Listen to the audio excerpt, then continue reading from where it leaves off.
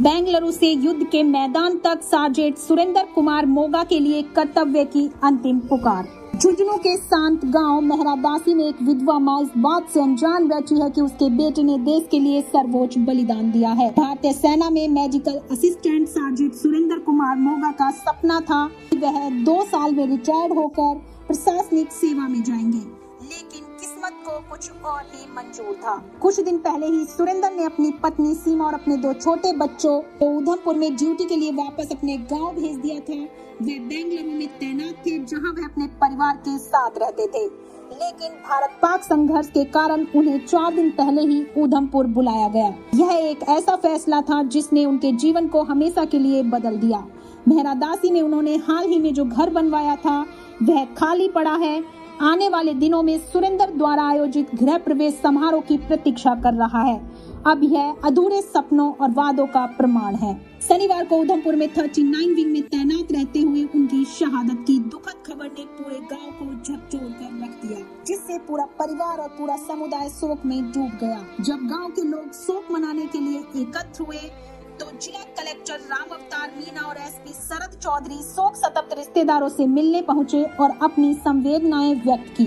सैनिक कल्याण विभाग के निदेशक ब्रिगेडियर वीएस राठौर ने टाइम्स ऑफ इंडिया को बताया कि सार्जेंट सुरेंद्र उधमपुर में दुश्मन की कार्रवाई के बाद शहीद हो गए। राठौर ने कहा, सार्जेंट सुरेंद्र भारतीय वायु सेना के 39 विंग का हिस्सा थे और उनका पार्थिव शरीर रविवार सुबह 10 बजे झुंझुनू के मेहरादासी गांव पहुंचा। सुरेंद्र सिर्फ एक सैनिक ही नहीं थे, वे एक प्यार करने वाले पिता, एक समर्पित पति और 3 बहनों के इकलौते भाई थे। अपने पिता के पद चिन्हों पर चलते हुए जिन्होंने सीआरपीएफ में सेवा की थी और हाल ही में उनका निधन हो गया। सुरेंद्र ने अपने जीवन के 15 साल देश की सेवा में समर्पित कर दिए।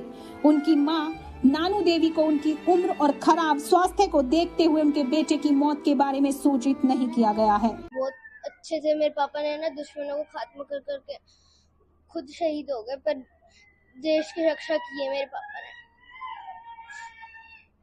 अंतिम बार कब बात हुई थी आपके पापा से? रात को 9 बजे। क्या कहा था पापा ने बोला कि यहाँ पर कुछ नहीं हो रहा, ड्रोन घूम रहे पर हमला नहीं कर रहे और यहाँ पर है ना मैं सेफ हूँ और कुछ नहीं हो रहा वहाँ पर। जो लगातार आतंकी आ रहे थे उनकी सफाई के लिए सेना लगातार जुटी हुई। सेना के लिए क्या कुछ संदेश एक शहीद की बेटी होने के नाते? कि ना पाकिस्तान का खात्मा करना है, नाम भी नहीं आना चाहिए पाकिस्तान का, पूरा पाकिस्तान खात्मा करना चाहिए। मैं अपने पापा ने शहीदी की है, बड़े होकर आप क्या बनना चाहते हैं? पापा की तरफ फौजी बनना चाहती हूँ। मैं अपने पापा का बदला लूंगी, चुन चुन के बदला लूंगी अपने पापा का।